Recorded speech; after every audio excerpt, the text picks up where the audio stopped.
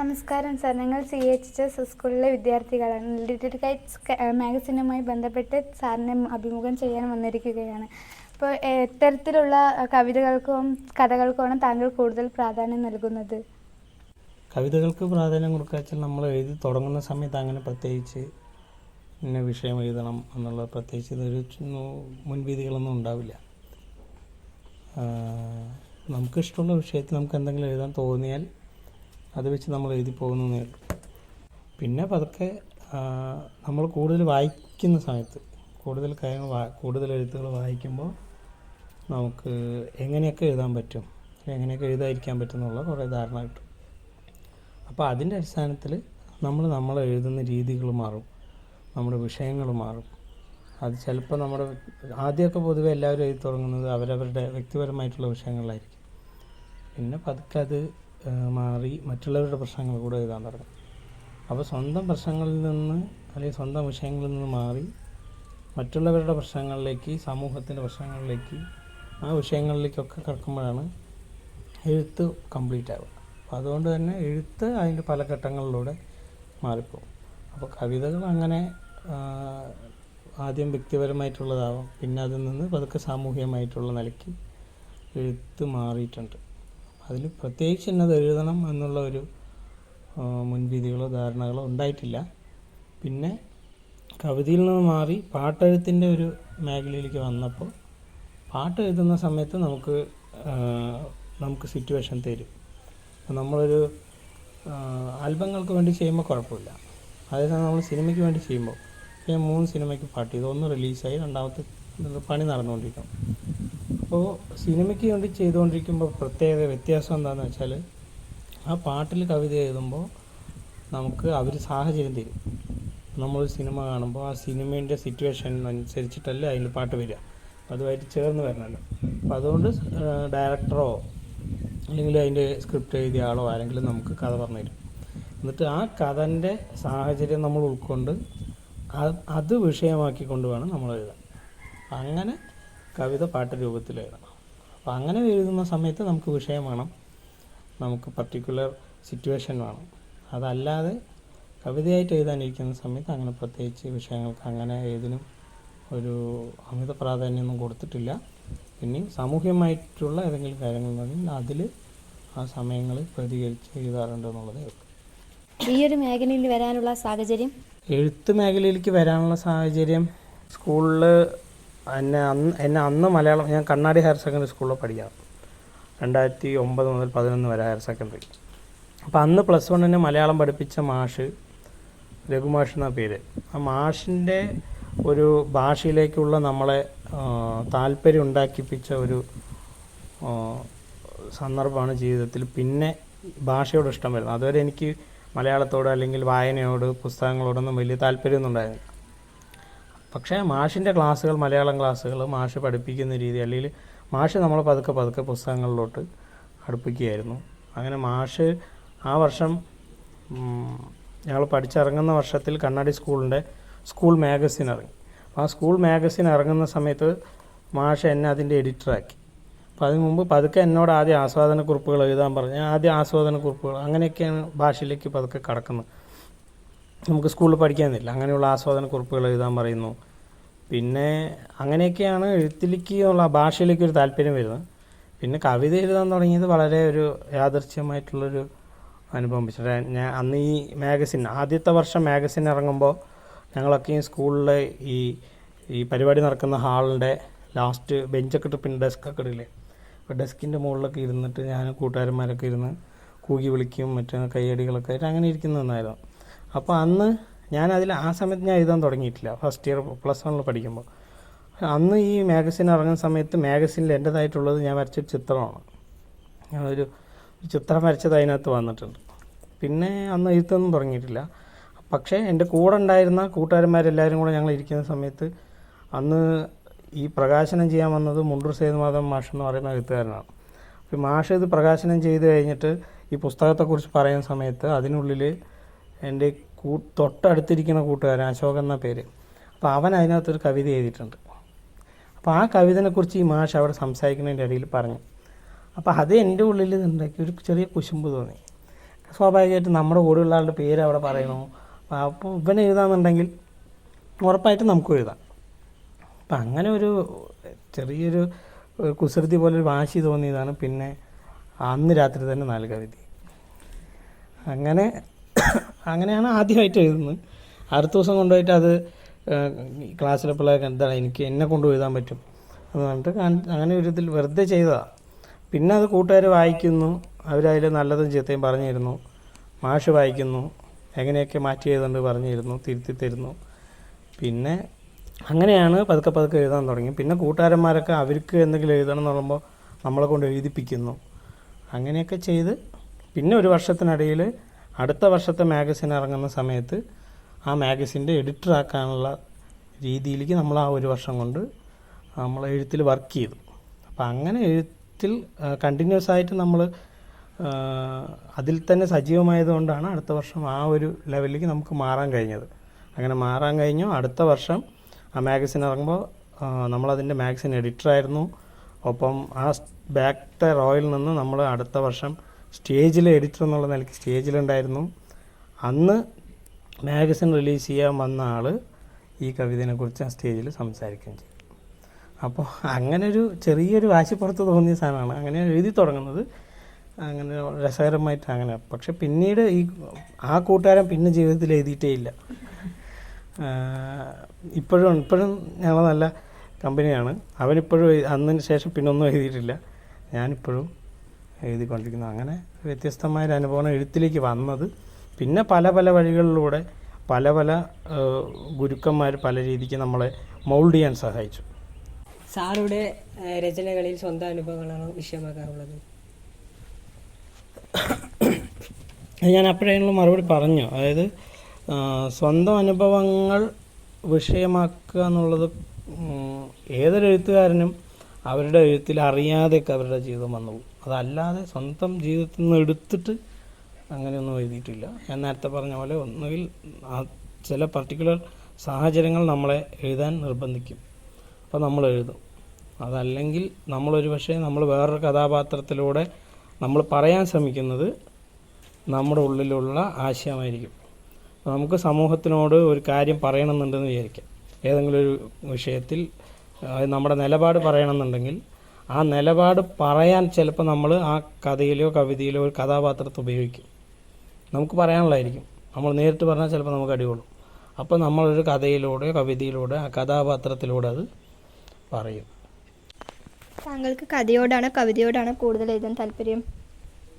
എഴുതാൻ താല്പര്യം എനിക്ക് ഞാൻ നേരത്തെ പറഞ്ഞല്ലോ, ആദ്യം എഴുതി തുടങ്ങിയത് കവിതയാണ്. കവിത എന്നുള്ള നിലയ്ക്ക് അത് ആ ഒരു സാഹചര്യം ഉള്ളതുകൊണ്ടും അങ്ങനെ എഴുതി തുടങ്ങി. പക്ഷേ പിന്നെ പതുക്കെ എനിക്ക് അന്നൊക്കെ വായിച്ചു തുടങ്ങുന്ന സമയത്ത് എനിക്ക് വലിയ പുസ്തകങ്ങൾ വായിക്കുക, അല്ലെങ്കിൽ ഒരു 100 പേജ്, അതായത് വായിച്ചു തുടങ്ങിയത് കവിതകൾ തന്നെയാണ്. കഥ അല്ലെങ്കിൽ വലിയ നോവലൊക്കെ വായിക്കാൻ എനിക്ക് പേടിയായിരുന്നു എന്ന് പറഞ്ഞാൽ പുസ്തകത്തിൻ്റെ കനം കാണും. ഇത്രയും വലിയ പേജ്, ഇപ്പോൾ 100 പേജ് 150 200 പേജ് എന്നൊക്കെ പറഞ്ഞാൽ എൻ്റെ പേടി എന്താണെന്ന് വെച്ചാൽ ഇത് തുടങ്ങിയാൽ ഇത് തീർക്കണമല്ലോ, ഇതെപ്പോൾ തീർക്കും, അല്ലെങ്കിൽ എങ്ങനെ ഇത് തീർക്കാൻ പറ്റും, ഈ കഥ തീർന്നില്ലെങ്കിൽ എനിക്ക് ടെൻഷനാവുമല്ലോ. ഒരു കഥ നമ്മുടെ ഉള്ളിൽ കയറിയാൽ അത് വായിച്ച് തീരുന്നത് വരെ നമുക്ക് ടെൻഷൻ അയക്കാം. അപ്പോൾ അങ്ങനെ ഒരു പേടിയുടെ പുറത്ത് ഞാൻ വലിയ പുസ്തകങ്ങൾ വായിക്കാൻ എടുത്തിട്ടുണ്ടായിരുന്നില്ല. അതുകൊണ്ട് തന്നെ ആദ്യകാലത്ത് അങ്ങനെയായിരുന്നു. പിന്നെ കുറച്ച് കഴിഞ്ഞപ്പോൾ ആ മാഗസിൻ്റെ റിലീസ് സമയത്ത് ഗസ്റ്റായിട്ട് വന്ന ആൾ ഡോക്ടർ സി ഗണേഷ് എന്ന എഴുത്തുകാരനാണ്. ഇപ്പോൾ എൻ്റെ നല്ല ഫ്രണ്ടാണ്. അപ്പോൾ ഈ ഗണേഷ് മാഷ് അന്ന് എന്നോട് പറഞ്ഞു, മുരളിയുടെ എഴുത്തുകൾക്ക് കവിതയേക്കാൾ പാട്ടുകളോടുള്ളൊരു സാമ്യതയുണ്ട്. അപ്പോൾ അതുകൊണ്ട് തന്നെ കവിതകൾക്കാൾ കൂടുതൽ പാട്ടിൽ കോൺസെൻട്രേറ്റ് ചെയ്യും, അപ്പോൾ ഫ്യൂച്ചർ ഉണ്ടാവും എന്നുള്ള നിലയ്ക്ക് പറഞ്ഞു. അതുകൊണ്ട് നമ്മൾ കവിതയിൽ നിന്ന് പതുക്കെ മാറി പാട്ടെഴുത്തിലേക്ക് മാറി. അതിന് ശേഷം ഇപ്പോൾ 25-ലധികം പാട്ടുകൾ എഴുതി. അതിൽ 4 സിനിമയിൽ റിലീസായി, തിയേറ്റർ റിലീസായി, ബാക്കിയുള്ളത് വെയിറ്റിംഗ്. അപ്പോൾ അതുകൊണ്ട് ഈ പാട്ടിലേക്കാണ് മാറിയത് കവിതയിൽ നിന്ന്. ഇപ്പോൾ കവിത എഴുതാറുണ്ടോ വെച്ചാൽ വളരെ ആവശ്യപ്പെടുന്നതിനനുസരിച്ചിട്ടാണ് എഴുതുക. പിന്നെ കലോത്സവങ്ങളൊക്കെ വരുന്ന സമയത്ത്, ഇപ്പോൾ കഴിഞ്ഞ ആഴ്ച പിന്നെ കലോത്സവങ്ങൾ തുടങ്ങാൻ പോകാണല്ലോ, സ്കൂൾ ലെവലിൽ തുടങ്ങും. അപ്പോൾ അതുകൊണ്ട് പ്രാക്ടീസിനും മറ്റുമൊക്കെ ആയിട്ട് നാടോടി നൃത്തങ്ങൾക്കുള്ള പാട്ട്, അങ്ങനെയൊക്കെയുള്ള ഇതായിട്ട് നമ്മളോട് എഴുതാൻ, ഇന്ന വിഷയത്തിൽ എഴുതണം, ഒരു വിഷയം തരും, ഇതിൽ എഴുതി കൊടുക്കണം എന്നുള്ളതുകൊണ്ട് അങ്ങനെ കവിത പാട്ട് എന്നുള്ള മിക്സിൽ എഴുതി പോകുന്നുള്ളൂ. അല്ലാതെ പിന്നെ വായനയിൽ ഈ പറഞ്ഞ പോലെ ആദ്യം പേടിയായിരുന്നു വലിയ കഥകൾ വായിക്കാൻ. പക്ഷെ പിന്നീട് ഏതോ കോളേജ് കാലത്തൊക്കെ എപ്പോഴോ ഒരു പുസ്തകം വായിച്ച് തുടങ്ങിയതിൽ പിന്നെ പിന്നീട് അത് വായിക്കുന്നത് ഒരു അഡിക്ഷൻ പോലെ.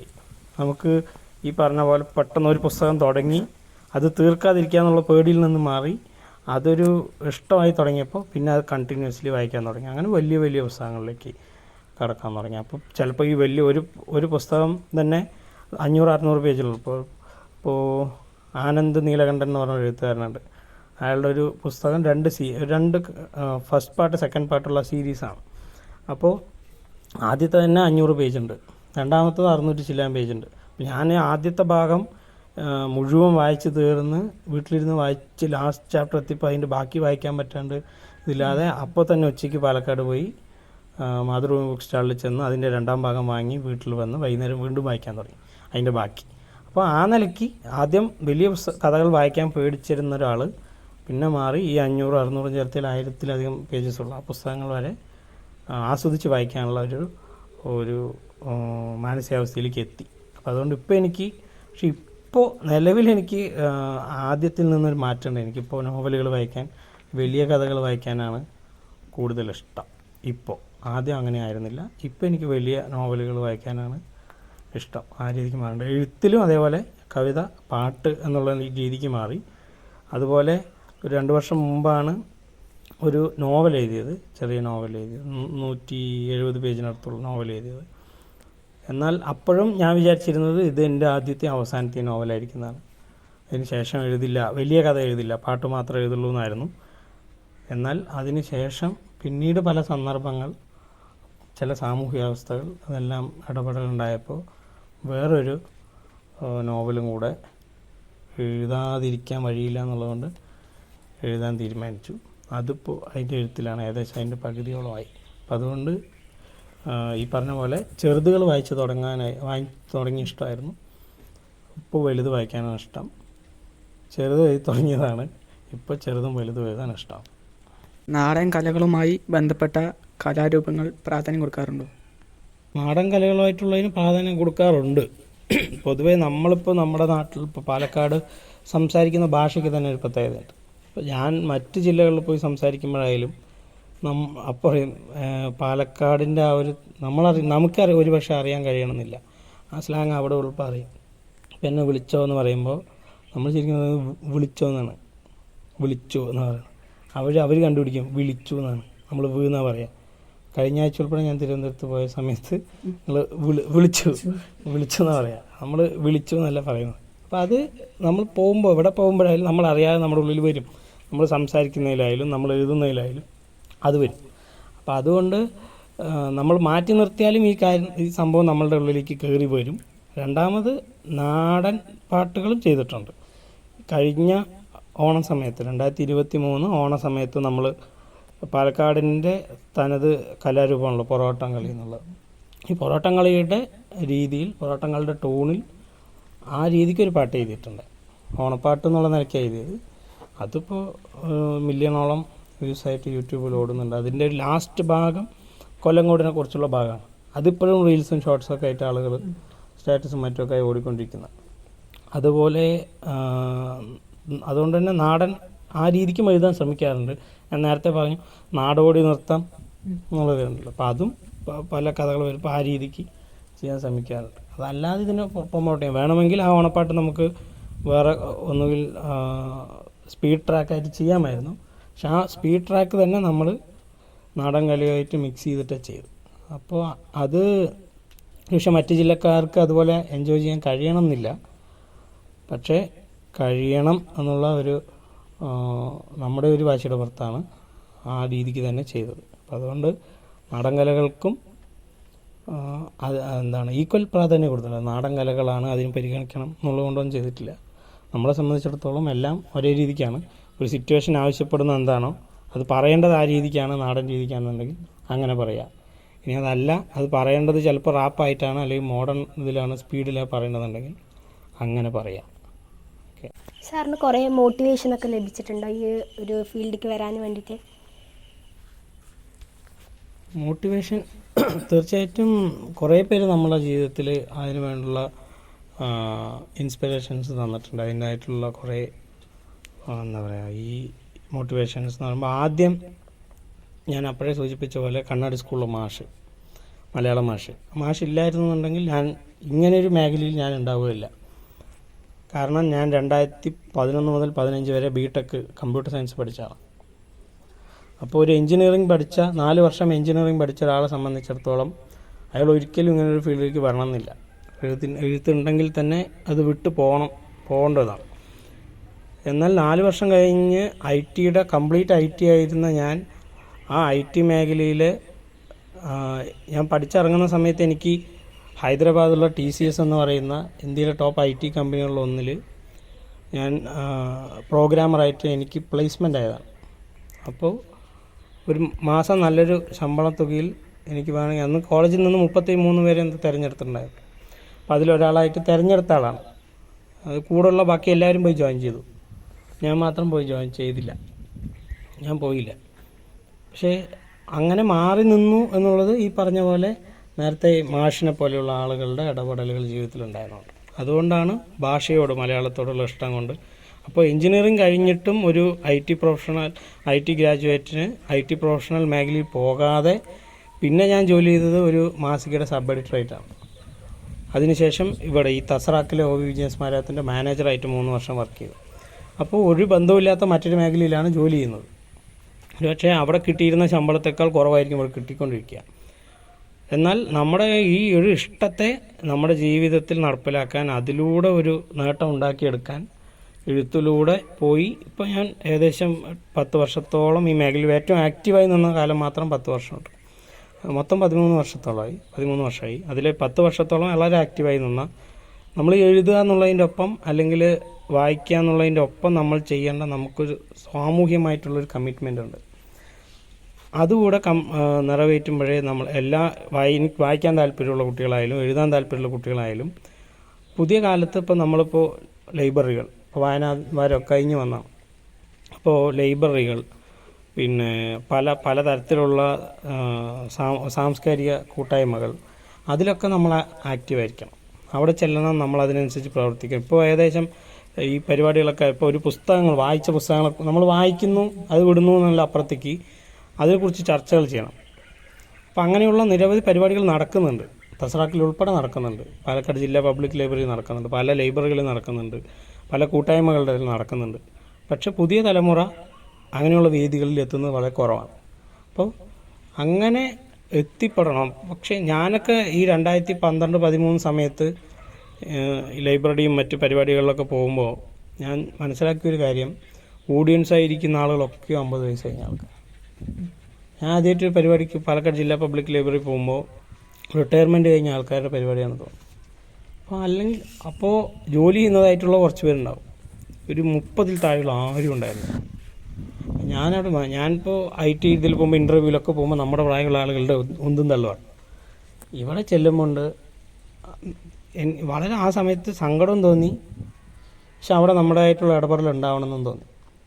അപ്പം അങ്ങനെ വന്നപ്പോൾ പിന്നീട് നിരന്തരമായി പരിപാടികളിൽ പങ്കെടുക്കാൻ തുടങ്ങി. ആദ്യം നമുക്ക് എന്ത് പറയണമെന്നൊന്നും അറിയില്ല, മടിച്ചിരിക്കും. എന്താണ് അവിടുത്തെ രീതികളൊന്നും നമുക്കറിയില്ല. നമ്മൾ ഓഡിയൻസിൻ്റെ ഏറ്റവും ലാസ്റ്റ് സീറ്റിൽ പോയി നമ്മളിരുന്ന് കേട്ടുകൊണ്ടിരിക്കും. അപ്പോൾ നിരന്തരമായി പലതരം പരിപാടികൾ, പുസ്തക പ്രകാശനങ്ങളുണ്ടാകും, പുസ്തക ചർച്ചകളുണ്ടാകും, സിനിമാ ചർച്ചകളുണ്ടാകും. അപ്പോൾ അങ്ങനെയുള്ള സാംസ്കാരികമായിട്ടുള്ള പിന്നെ പാട്ട് പരിപാടികളുണ്ട്, അതിനെക്കുറിച്ചുള്ള ചർച്ചയുണ്ടാവും, ഡാൻസ് ഉണ്ടാവും, അതുമായി ബന്ധപ്പെട്ടിട്ടുള്ള ഉണ്ടാവും. അപ്പോൾ ഇങ്ങനെയൊക്കെയുള്ള ചർച്ചകൾ, സംവാദങ്ങൾ പല വിഷയങ്ങളിൽ നടക്കുമ്പോൾ അത് കേട്ടിരുന്ന് കുറച്ച് കാലം കഴിയുമ്പോൾ അവർ തന്നെ പറയും എന്തെങ്കിലും അഭിപ്രായം പറയൂ എന്നുള്ളതായിരിക്കും. അങ്ങനെ നമ്മളും മടിച്ച് അഭിപ്രായം പറഞ്ഞു തുടങ്ങും. അങ്ങനെ അഭിപ്രായം പറഞ്ഞു തുടങ്ങുന്നു. പിന്നെ പതുക്കെ പരിപാടി നടത്തുന്ന സംഘാടകരിൽ ഒരാളായി മാറുന്നു. അങ്ങനെ ഒരുവിധം ഇപ്പോൾ പാലക്കാട് നടക്കുന്ന ഏതാണ്ട് എല്ലാ സാംസ്കാരിക പരിപാടികളുടെയും സംഘാടകൻ എന്നുള്ള നിലയ്ക്ക് എത്തുന്നു. അപ്പോൾ ആ ഒരു രീതിക്ക് മാത്രമല്ല, ഞാൻ ചെയ്തൊരു കാര്യം പിന്നീട് എന്താണെന്ന് വെച്ചാൽ, നമ്മളിതുപോലെ വരുമ്പോൾ ആരും ഉണ്ടായിരുന്നില്ല, നമ്മളെ സപ്പോർട്ട് ചെയ്യാനും ആയിരിക്കുന്നുണ്ടായല്ലോ. പക്ഷേ ഇപ്പോൾ ഞാൻ എൻ്റെ ഫ്രണ്ട്സിനെയും പ്രോഗ്രാംസിന് കൊണ്ടുപോകാൻ തുടങ്ങി, അവരെയും കൂടെ ഇൻവോൾവ് ചെയ്യാൻ തുടങ്ങി, അവരെയും കൂടെ ആ മേഖലയിൽ വീണ്ടും ആളുകളെ കൊണ്ടുവരണം എന്നുള്ള നിലയ്ക്ക്.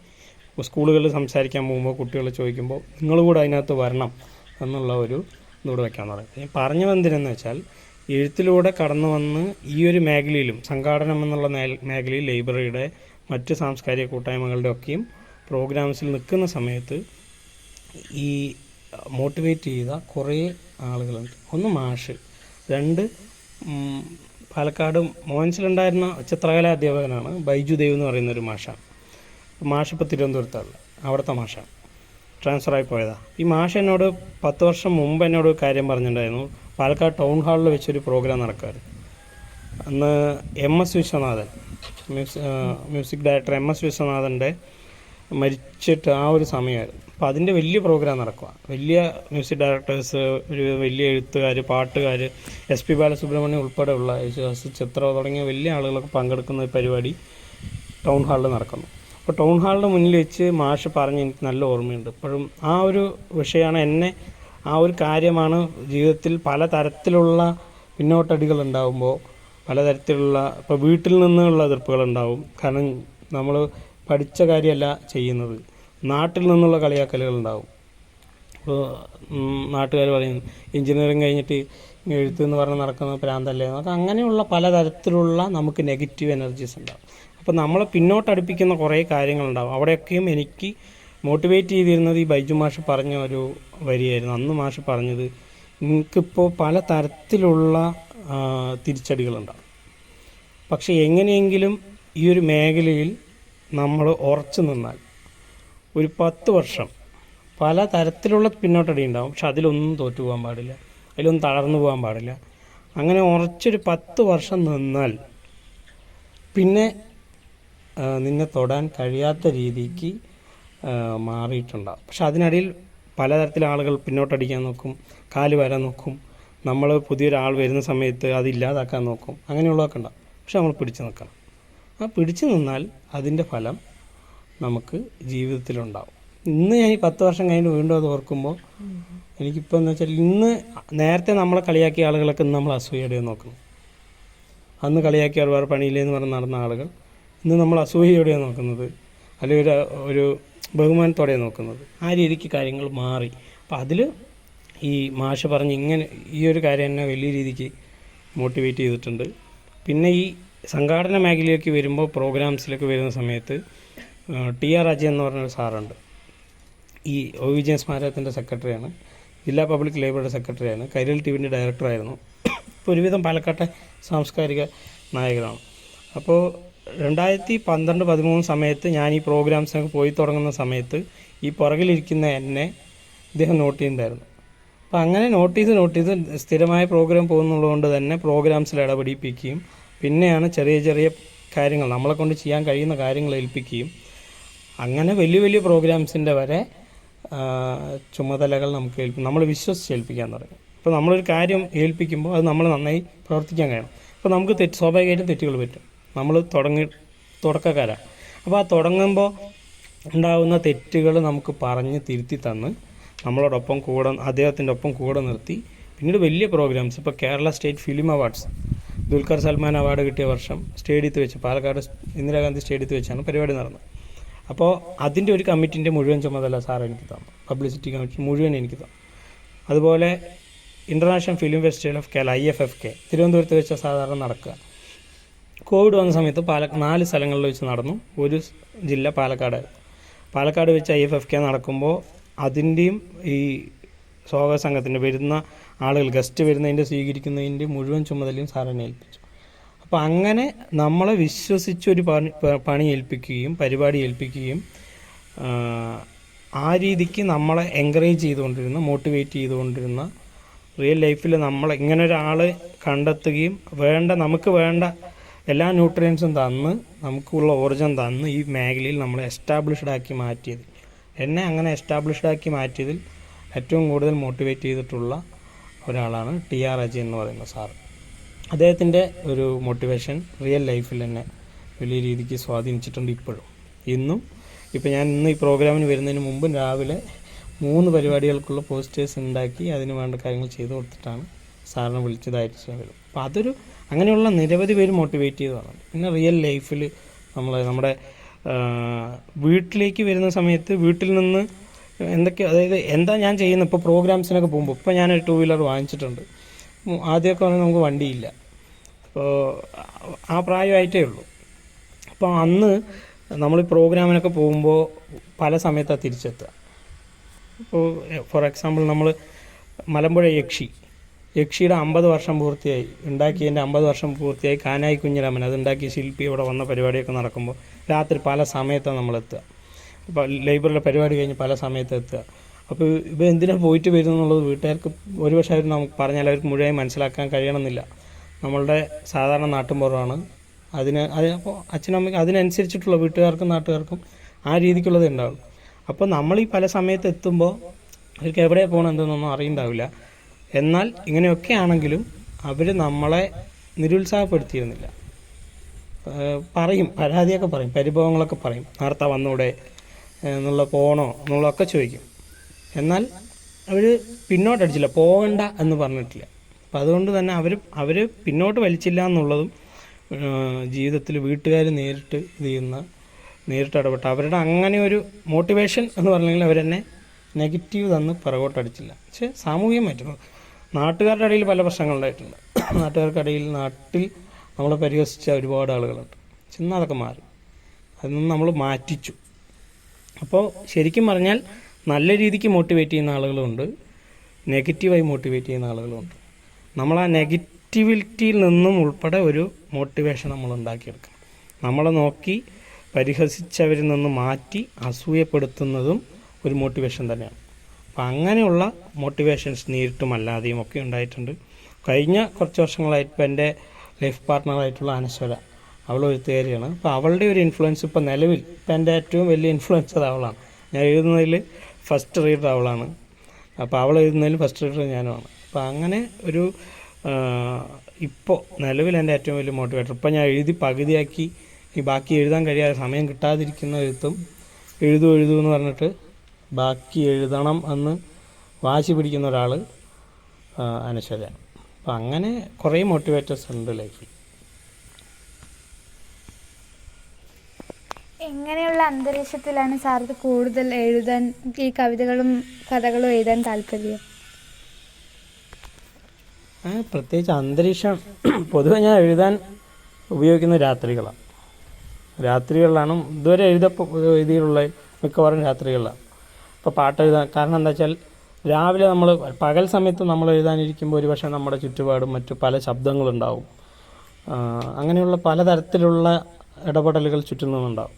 എന്നാൽ അതിൽ നിന്നൊക്കെ മാറി കുറച്ച് സ്വസ്ഥമായിരിക്കുന്ന സമയങ്ങൾ എന്നുള്ള നിലയ്ക്കാണ് രാത്രികൾ ഉപയോഗിച്ചിട്ടുള്ളത്. പിന്നെ ചിലപ്പോൾ പറയും ഇപ്പം വേണം, പാട്ടിപ്പോൾ വേണം, പകൽ എഴുതി കിട്ടണം എന്ന് പറഞ്ഞാൽ നമ്മളെന്ത് ചെയ്യും? അപ്പം നമുക്ക് നിർബന്ധിതരാവും. അപ്പോൾ നമ്മൾ വേണ്ടി വന്നാൽ പകൽ വരും. പിന്നെ പ്രത്യേകിച്ചൊരു സമയമൊന്നുമില്ല. ഞാൻ പ്രിഫർ ചെയ്യുന്നത്, ഞാൻ ഏറ്റവും പേഴ്സണലി ഞാൻ എഴുതാൻ ഉപയോഗിക്കുന്നത് രാത്രികളാണ്. ഇപ്പോൾ നോവലിൻ്റെ കാര്യം പറഞ്ഞു, മിക്കവാറും ഒരു ചാപ്റ്റർ എഴുതാനിരുന്നാൽ രാത്രി തുടങ്ങിയാൽ ചിലപ്പോൾ കണ്ടിന്യൂസായി അങ്ങോട്ട് ഇരിക്കും. അങ്ങനെ ചിലപ്പോൾ അത് രാത്രി ഇപ്പോൾ ഒരു 8-9 ഭക്ഷണമൊക്കെ കഴിഞ്ഞ് 8-9 മണിക്കൊക്കെ തുടങ്ങിയാൽ ചിലപ്പോൾ 12 മണിക്കോ 1 മണിക്കോ തീരാം. ചില ചാപ്റ്റേഴ്സ് നീളും. എഴുതുമ്പോൾ നമ്മൾ അതിൻ്റെ ഒരു ഇതിൽപ്പെട്ടാൽ സമയം അറിയില്ല.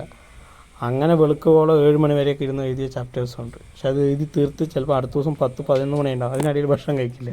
അപ്പം അങ്ങനെ തുടർച്ചയായി ഇരുന്ന് ഇപ്പോൾ ആ ചാപ്റ്റർ തീരുന്നത് 10 മണിക്കോ അടുത്ത ദിവസം ഉച്ചയ്ക്കാണെങ്കിൽ ഈ രാത്രി തുടങ്ങി രാവിലെ വരെ ആ ചാപ്റ്റർ തീരുന്നത് വരെ ഇരുന്ന് എഴുതിയിട്ടുണ്ട്. അപ്പം അതുകൊണ്ട് സമയം അതിന് വേണ്ടി ഇരിക്കാറില്ല. പക്ഷെ എഴുതി തുടങ്ങിയാൽ അതിൽ നിന്നൊരു എവിടെയെങ്കിലും ഒരു എൻഡ് പോയിൻ്റ് കിട്ടുന്നത് വരെ എഴുതണം. അല്ലാതെ വന്നാൽ അത് നമ്മളൊരു മാനസികമായിട്ടുള്ള ട്രോമയിൽപ്പെടും, നമ്മൾ സൈക്കോവും. അപ്പോൾ അങ്ങനെ ആവാൻ പാടില്ല. അതുകൊണ്ട് എഴുതി തുടങ്ങിയാൽ അത് നിർത്തുന്നത് വരെ സ്വസ്ഥത ഉണ്ടാവില്ല, ആ ചാപ്റ്റർ തീർന്നത്. അങ്ങനെയുള്ളതുണ്ട്. കാരണം ഞാൻ ഇപ്പോൾ എഴുതിക്കൊണ്ടിരിക്കുന്നത് 2500 വർഷം മുമ്പുള്ള കഥയാണ്. നിങ്ങൾ പൊന്നിയിൻ സെൽവനൊക്കെ കണ്ടില്ലേ, അതിനു മുമ്പുള്ള കഥയാണ്. അതിനു മുമ്പുള്ള സൗത്ത് ഇന്ത്യയുടെ രാജാക്കന്മാരുണ്ടാകുന്നതിന് മുമ്പുള്ള ജനങ്ങളുടെ കഥ മുതൽ ഇങ്ങോട്ട് എഴുതി വരും. അപ്പോൾ ഞാൻ മാനസികമായിട്ട് ഓൾറെഡി അതിൻ്റെ റിസർച്ച് 2-3 വർഷമായി റിസർച്ചിലാണ്. അപ്പോൾ അതെല്ലാം കഴിഞ്ഞ് ഞാൻ എഴുതുന്ന സമയത്ത് മനസ്സുകൊണ്ട് ഞാൻ 2500 വർഷം മുമ്പാണ്, എൻ്റെ മൈൻഡ് കൊണ്ട് അവിടെയാണ്. അപ്പോൾ ഈ 2500 വർഷം മുമ്പുള്ള ഒരാളായിട്ട് അവിടെ നിന്ന് ഇത് എഴുതിയിട്ട് പെട്ടെന്ന് എനിക്ക് തിരിച്ച്, അതാണ് ഞാൻ പറഞ്ഞ എഴുതി ഇങ്ങോട്ട് വരിക എന്ന് പറഞ്ഞാൽ വലിയ കഷ്ടമാണ്. അപ്പം അങ്ങനെയുള്ള മാനസികമായിട്ടുള്ള വലിയ സംഘർഷങ്ങളുണ്ടാകും. അതുകൊണ്ടാണ് ഞാൻ എഴുതി തുടങ്ങിയാൽ നിർത്തില്ല എന്ന് പറയുന്നത്. ഒരു പക്ഷേ പാട്ടെഴുത്തിന് അങ്ങനെ ഉണ്ടാവണമെന്നില്ല, പാട്ടെഴുത്ത് സമയമെടുത്ത് ചെയ്യുന്നതുണ്ടാവും. ആദ്യത്തെ പാട്ട് 2017 റിലീസാണ്, പക്ഷെ അത് എഴുതി 2011. 2011 അത് എഴുതി 15-16 ആകുമ്പോൾ എൻ്റെ ഫ്രണ്ട് വേറൊരു ഫ്രണ്ടിനെ കൊടുത്ത് മ്യൂസിക് ചെയ്യിപ്പിച്ച് അത് കിട്ടി. വീണ്ടും അത് തിരുത്തി അതിൻ്റെ അനുപല്ലവിയും ചരണം വീണ്ടും മാറ്റി എഴുതുന്നു. 3 സ്റ്റാൻസയാണല്ലോ, രണ്ടാമത്തെയും മൂന്നാമത്തെയും സ്റ്റാൻസ മാറ്റി എഴുതി. അങ്ങനെ 6 വർഷം എടുത്ത് എഴുതിയ പാട്ടുമുണ്ട്, ഒറ്റയിരിപ്പിൽ എഴുതിയ പാട്ടുകളുമുണ്ട്. ചിലപ്പോൾ ഒരു സിനിമ ആദ്യം ഒരു സിനിമയുടെ ഓഫർ വന്നിരുന്നു, രാവിലെ പാട്ട് വേണമെന്ന് പറഞ്ഞു, വൈകുന്നേരം ഡിസ്കഷൻ, രാത്രി എഴുതിയിട്ട് രാവിലെ സബ്മിറ്റ് ചെയ്യണമെന്ന് പറഞ്ഞു. അപ്പോൾ ധാരാളം എന്താ പറയുക, നമ്മൾ എഴുതിയില്ലെങ്കിൽ വേറെ എഴുതാൻ ധാരാളം ആളുകളുണ്ട്. നമുക്ക് ചാൻസ് ഈ അവസരം എപ്പോഴും കിട്ടില്ല. അപ്പോൾ വേണ്ടെന്ന് പറഞ്ഞ് പറയാൻ പറ്റില്ല. അപ്പോൾ അങ്ങനെ അവർ മ്യൂസിക് തന്ന് നമ്മൾ എഴുതി, ചിലപ്പോൾ എഴുതിയിട്ട് മ്യൂസിക് ഇടുക. അപ്പോൾ എഴുതി രാവിലേക്കുള്ളിൽ എഴുതി കൊടുത്തു. അപ്പോൾ അങ്ങനെയും ചെയ്യാറുണ്ട്. ഡിപ്പെൻസാണ് നമ്മൾ എഴുതാനിരിക്കുന്ന വിഷയത്തിൻ്റെയും സാഹചര്യത്തിൻ്റെയും അടിസ്ഥാനത്തിൽ നമ്മൾ എഴുതാനിരിക്കുന്ന സമയം, ഏത് സമയമാണ്. വ്യക്തിപരമായി ഞാൻ രാത്രികളാണ് എഴുതാൻ വേണ്ടി തിരഞ്ഞെടുക്കുന്നത്. സാധാരണ ഭാഷയിലാണോ എല്ലാ കഥ എഴുതാറുള്ളത്? സാധാരണ ഭാഷ എന്ന് പറയുമ്പോൾ നമ്മളിപ്പോൾ സംസാരിക്കുന്ന ഭാഷ ഉണ്ടല്ലോ ഒന്നാമത്തെ കാര്യം. ആദ്യത്തെ നോവൽ എഴുതിയത് ഏകദേശം ഈ ഒരു പുസ്തകം ആദ്യമായിട്ട് പുസ്തകം വായിക്കാൻ എടുക്കുന്ന ആൾ, വായിച്ച് ധാരാളം വായനയില്ല, വളരെ റീഡിങ് ഉണ്ടല്ലോ, എന്താണ് റീഡിങ്ങിൽ സ്റ്റാർട്ടേഴ്സ് ഉണ്ടാവും, അവർക്കും വായിച്ചാൽ മനസ്സിലാവുന്ന രീതി വളരെ നമ്മൾ സംസാരിക്കുന്ന അതേ രീതിയിലാണ് അതിലെഴുതിയത്. ആദ്യത്തെ പാട്ട് എഴുതുന്ന സമയത്തും വളരെ സിമ്പിളായിട്ടുള്ള സാധനങ്ങളാണ്. പാട്ടിൽ പൊതുവേ സിമ്പിളായിരിക്കുമല്ലോ, കവിത പോലെ ആയിരിക്കില്ലല്ലോ പാട്ട്. അങ്ങനെ പിന്നെ ഇപ്പോൾ എഴുതുന്ന സാധനം ഞാൻ പറഞ്ഞതുപോലെ ഇങ്ങനെയുള്ളൊരു കഥ എഴുതുമ്പോൾ അത് ഹിസ്റ്റോറിക്കലാണ്, ചരിത്രപരമാണ്. നമുക്കറിയാം ഇപ്പോൾ 2024 1100 അല്ലെങ്കിൽ 1000 ശേഷം മാത്രമേ 1100 ശേഷമേ മലയാള ഭാഷ നിലവിൽ മലയാള ഭാഷ എന്നുള്ള നിലയ്ക്ക് സംസാരിക്കാൻ തുടങ്ങിയിട്ടുള്ളൂ. അതുവരെയും തമിഴാണ് ഇവിടെയൊക്കെ സംസാരിച്ചുകൊണ്ടിരുന്നത്. അപ്പോൾ 2500 വർഷം മുമ്പുള്ള ഒരു കഥ എഴുതുമ്പോൾ എനിക്ക് മലയാളത്തിൽ എഴുതാൻ പറ്റില്ല. പക്ഷേ എഴുതുന്നത് മലയാളത്തിലായിരിക്കും. ഈ കമ്മ്യൂണിക്കേഷൻ, ഇപ്പോൾ കോൺവെർസേഷൻസ്, സംഭാഷണങ്ങളൊക്കെ ഞാൻ എഴുതിയത് തമിഴിലാണ്. ഇപ്പോൾ എഴുതുന്നത് മലയാളത്തിലും തമിഴിലും ചേർത്തിട്ടുള്ളതിലാണ്, ചേർത്തില്ല. അപ്പോൾ അങ്ങനെ വരുമ്പോൾ ഞാൻ ആലോചിച്ചു, പലരും പറഞ്ഞു ആദ്യത്തെ ചാപ്റ്റേഴ്സൊക്കെ ഫ്രണ്ട്സിന് വായിക്കാൻ കൊടുക്കുമ്പോൾ അവർ പറഞ്ഞു ഇത് എല്ലാവർക്കും വായിച്ചാൽ മനസ്സിലാവുന്നുള്ളത്. തമിഴ് ഇപ്പോൾ പാലക്കാട്ടുകാർക്ക് തമിഴ് വായിച്ചാൽ ചിലപ്പോൾ മനസ്സിലാവും, മറ്റു ജില്ലക്കാർക്ക് തമിഴ് മനസ്സിലാവുന്നില്ല. അപ്പോൾ അവരിത് ഡിക്ഷണറി വെച്ച് വായിക്കാനിരിക്കേണ്ടി വരും. അപ്പോൾ ഞാൻ വീണ്ടും ആലോചിച്ചു, അപ്പോൾ മലയാളത്തിൽ വായിച്ചാൽ മനസ്സിലാവുന്ന പോലത്തെ തമിഴുണ്ട്, മലയാളത്തെ പല വാക്കുകളും തമിഴിൽ നിന്നുണ്ടായതാണല്ലോ. അപ്പോൾ അങ്ങനെയുള്ള വാക്കുകളും ഉപയോഗിച്ചിട്ട് ശരിക്കും ഇപ്പോൾ നല്ല ചോദ്യമാണ് ഇപ്പോഴത്തെ സാഹചര്യത്തിൽ. കാരണം മലയാളവും തമിഴും ചേർത്തിട്ട് മലയാളികൾക്ക് വായിച്ചാൽ മനസ്സിലാവുന്ന ഒരു തമിഴിലാണ് ഇപ്പോൾ എഴുതിക്കൊണ്ടിരിക്കുന്നത്. പിന്നെ വേറൊന്ന്, അപ്പോൾ അതാണ് ഇപ്പോഴത്തെ വേറൊന്ന്, പാട്ട് എഴുതുന്നതിൽ മലയാളത്തിൽ എഴുതിയിട്ടുണ്ടായിരുന്നു. ഇപ്പോൾ നാടൻ ഇതിൻ്റെ എഴുതുന്ന സമയത്ത് അങ്ങനത്തെ എഴുതണം. അപ്പോൾ നമ്മുടെ നാടൻ ലാംഗ്വേജിൽ, ഇപ്പോൾ ഇവിടുത്തെ കിഴക്കൻ പാലക്കാടിൻ്റെ ഭാഷ വെച്ചാൽ അങ്ങനെ എഴുതണം. അങ്ങനെ എഴുതിയതുണ്ടായിരുന്നു. പിന്നെ ഒന്ന് തമിഴ്നാടൻ ധനുഷിൻ്റെ ബർത്ത്ഡേ സോങ് 3 വർഷം മുമ്പ് എഴുതാനുള്ള ഓഫർ വന്നിട്ടുണ്ടായിരുന്നു. അത് റിലീസായി യൂട്യൂബിൽ. അപ്പോൾ ധനുഷിൻ്റെ fans associations, all India fans അസോസിയേഷനാണ് ആവശ്യപ്പെടുന്നത്. അപ്പോൾ പക്ഷേ കേരളത്തിലെ വിങ്ങുമാണ് ചോദിച്ചിരിക്കുന്നത്. അപ്പോൾ അവർക്ക് പകുതി മലയാളത്തിൽ വേണം, പകുതി തമിഴിലും വേണം. അപ്പോൾ തമിഴിലും എഴുതി മലയാളത്തിലും എഴുതി മിക്സ് ചെയ്ത് എഴുതി. അപ്പോൾ അവരുടെ ഓഡിയൻസ്, അപ്പോൾ അതിലെന്താ വെച്ചാൽ ആ പാട്ടിറങ്ങിയ സമയത്ത് ആ പാട്ട് ബർത്ത്ഡേ ദിവസം ധനുഷ് കേട്ടിട്ട് നമുക്ക് റിപ്ലൈ അയച്ചിട്ടുണ്ടായിരുന്നു. ധനുഷ് കേട്ട് അവരുടെ ഓൾ ഇന്ത്യ പ്രസിഡൻറ്റിൻ്റെ അടുത്ത് പറഞ്ഞ്, ഫാൻസിൻ്റെ പ്രസിഡൻറ്റിൻ്റെ അടുത്ത് പറഞ്ഞ് അവരത് നമുക്ക് അയച്ചു തന്നിട്ടുണ്ടായിരുന്നു. അപ്പോൾ ധനുഷ് ഉൾപ്പെടെ കേൾക്കുക വെച്ചാൽ അവർക്ക് മനസ്സിലാവുന്ന ഭാഷയിലേ പറ്റുള്ളൂ, മലയാളത്തിൽ കൊടുത്താൽ ചിലപ്പോൾ ധനുഷ് മനസ്സിലായില്ല. അപ്പോൾ അന്ന് ആ പാട്ടിറങ്ങിയ സമയം, അതുവരെ മലയാളികളായിരിക്കും നമുക്ക് മെസ്സേജ് അയക്കുക, ഇമെയിൽ അയക്കുക, കോൾസൊക്കെ വരിക. ഈ പാട്ടിറങ്ങിയ സമയത്ത് ശ്രീലങ്കയിൽ നിന്ന്, തമിഴ്നാട്ടിൽ നിന്ന്, പല സ്ഥലത്ത് തമിഴ് ഇപ്പോഴും ഞാൻ ചാറ്റ് സേവ് ചെയ്തതല്ലോ, ഇപ്പോഴും കോണ്ടാക്റ്റ് ഉള്ള ആളുകളുണ്ട്. അപ്പോൾ അങ്ങനെ നമ്മൾക്ക് ആരാധകരുണ്ടാകുന്നത് എഴുതുന്ന ഏത് ഭാഷയിലാണോ അതിനനുസരിച്ച് മാറും. പിന്നെ കേരള ബ്ലാസ്റ്റേഴ്സിൻ്റെ 2018 പാട്ടുണ്ടായിരുന്നു, 17-18 ആ പാട്ട് തരിപ്പ് എന്ന് പറഞ്ഞ സോങ്. അത് യൂട്യൂബിൽ 5-8 ലക്ഷം ആളുകൾ, 8 ലക്ഷത്തിലധികം ആളുകൾ കണ്ടതാണ്. നമ്മളിട്ടു, അതെടുത്ത് വേറെ ആളുകളിട്ടു. അപ്പോൾ ഇതിൽ 5 അതിൽ 3 അങ്ങനെയൊക്കെയാണ് സ്പ്ലിറ്റ് ചെയ്ത് പോയി വ്യൂസ്. അപ്പോൾ ആ പാട്ട് അത് കുറച്ചുകൂടി ഇംഗ്ലീഷ് കലർന്ന മലയാളമാണ്.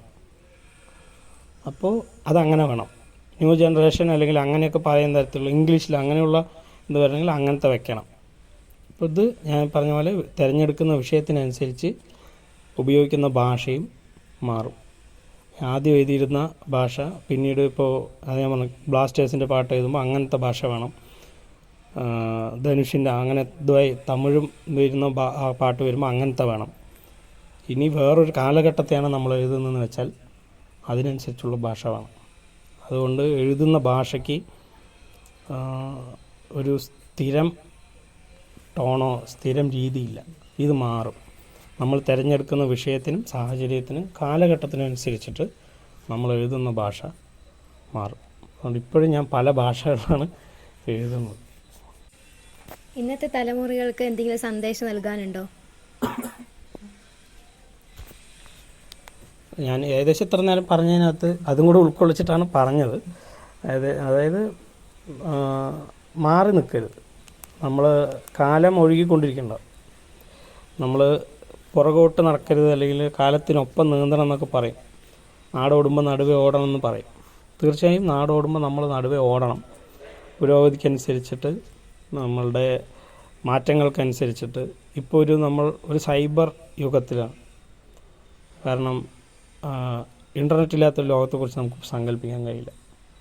കഴിഞ്ഞ ദിവസം ഒരു ഫേസ്ബുക്കിൽ പോസ്റ്റ് കണ്ടിട്ടുണ്ടായിരുന്നു. കുറേ ഫോട്ടോസ്, പെയിൻറ്റിങ്സാണ്. ഇൻ്റർനെറ്റ് ഇല്ലാത്തൊരു ലോകം, ഇൻ്റർനെറ്റ് വരുന്നതിന് മുമ്പുള്ളൊരു ലോകം. നമ്മുടെ ക്ലാസ് മുറികൾ എങ്ങനെയായിരുന്നു, നമ്മുടെ വീടുകൾ എങ്ങനെയായിരുന്നു, നമ്മുടെ സമൂഹത്തിലുണ്ടാകുന്ന സോഷ്യൽ റിലേഷൻഷിപ്സ് എങ്ങനെയായിരുന്നു എന്നുള്ളതിൽ മാറി നമ്മൾ സോഷ്യൽ മീഡിയയിലേക്ക് മാറി.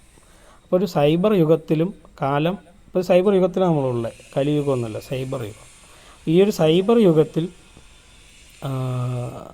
നമ്മൾ ഈ നാടിനൊപ്പം മുന്നോട്ട് പോകുമ്പോൾ, പുരോഗതിക്കൊപ്പം, ഇൻ്റർനെറ്റിനൊപ്പം, ശാസ്ത്രത്തിൻ്റെ എല്ലാ ഇതിനനുസരിച്ച് മുന്നോട്ട് പോകുമ്പോഴും നമ്മൾ കൂടെ കൊണ്ടുപോകേണ്ട ചില കാര്യങ്ങളുണ്ട്. അതിനോടൊപ്പം അതിൽ നമ്മളുടെ ഈ കലാപരമായിട്ടുള്ള മൂല്യങ്ങൾ വേണം, നമ്മുടെ സാംസ്കാരികമായിട്ടുള്ള, നമ്മുടെ കൾച്ചറലായിട്ടുള്ള മൂല്യങ്ങൾ വേണം, നമ്മുടെ ഹിസ്റ്റോറിക്കൽ മൂല്യങ്ങൾ വേണം, ചരിത്രപരമായിട്ടുള്ള മൂല്യങ്ങൾ വേണം. അപ്പോൾ കലാപരമായിട്ടുള്ളതും സാംസ്കാരികപരമായിട്ടുള്ളതും ചരിത്രപരമായിട്ടുള്ള മൂല്യങ്ങൾ, അതായത് ചരിത്രത്തെക്കുറിച്ച് ഏകദേശം ഒരു ധാരണ കിട്ടും. ഒരു ഇത്രയും കാലത്ത് ചരിത്രം മുഴുവൻ പഠിക്കാനല്ല.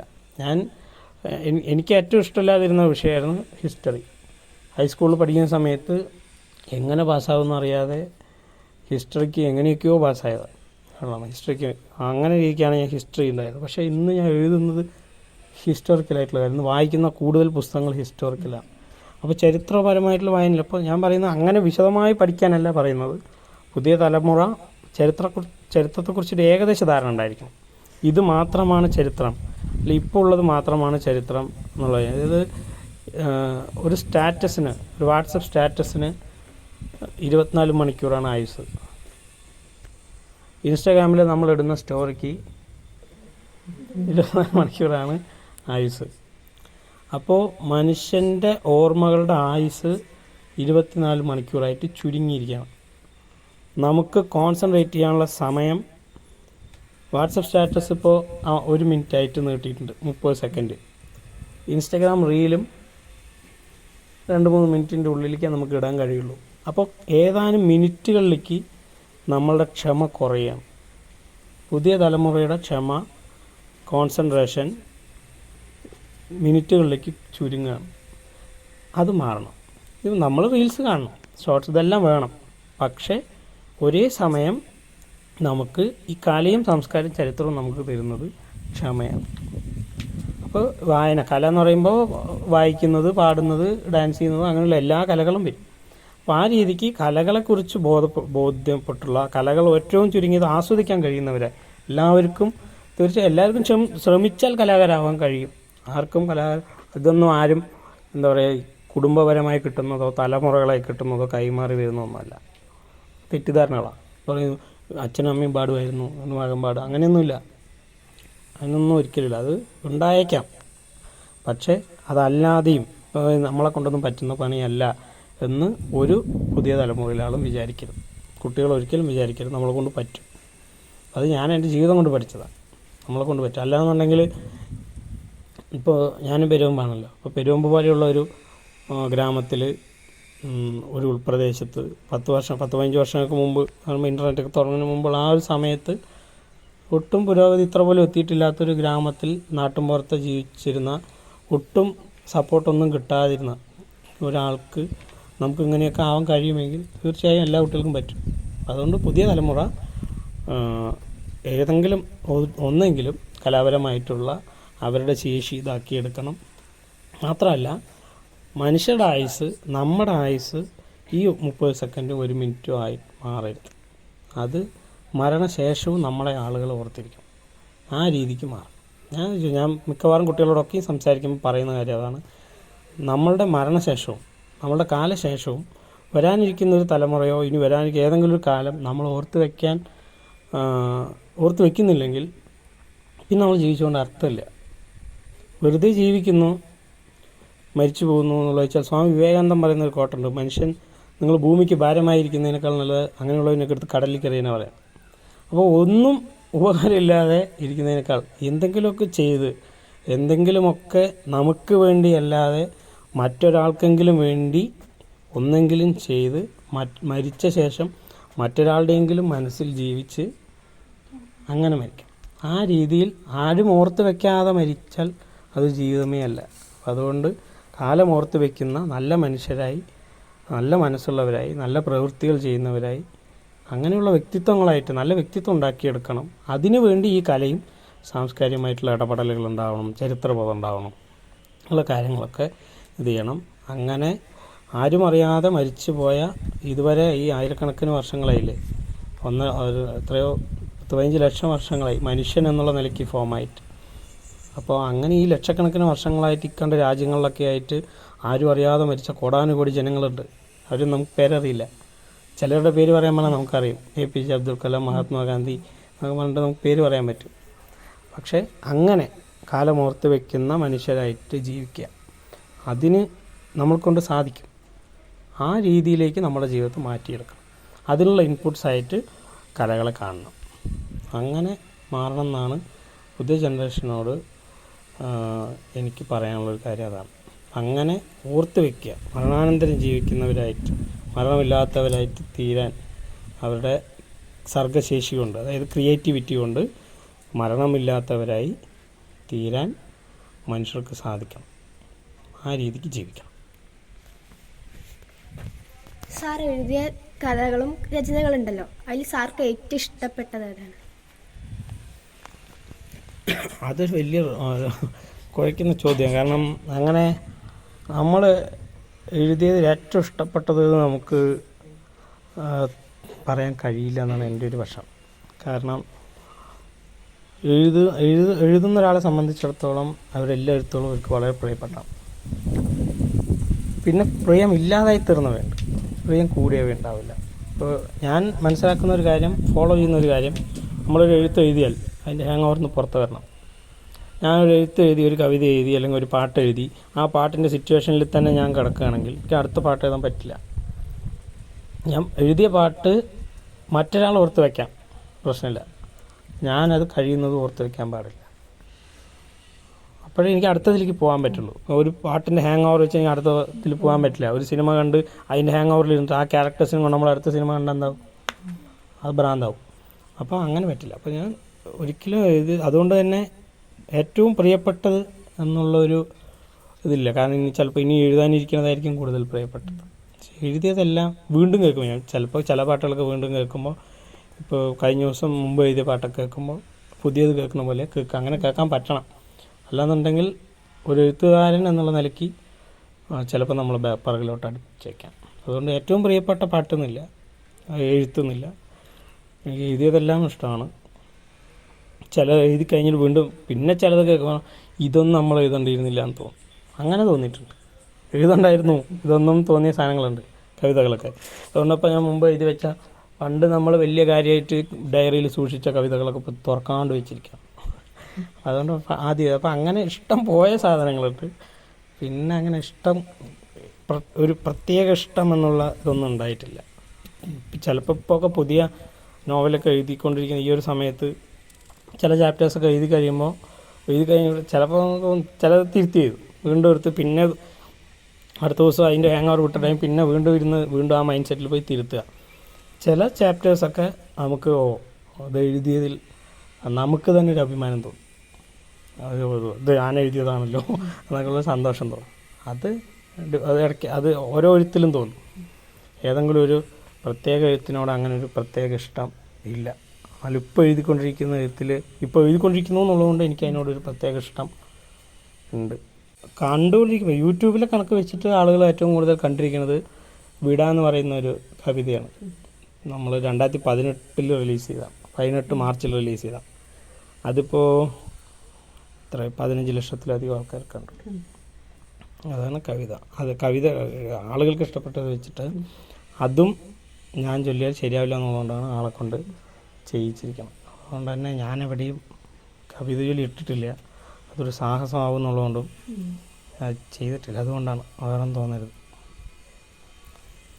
ഇത്രയും വിലപ്പെട്ട സമയം ഞങ്ങൾക്ക് വേണ്ടി മാറ്റി വെച്ച് ഞങ്ങളോട് സഹകരിച്ചതിന് ഞങ്ങളുടെ പേരിലും സ്കൂളിൻ്റെ പേരിലും ഒരായിരം നന്ദി അറിയിച്ചോളൂ.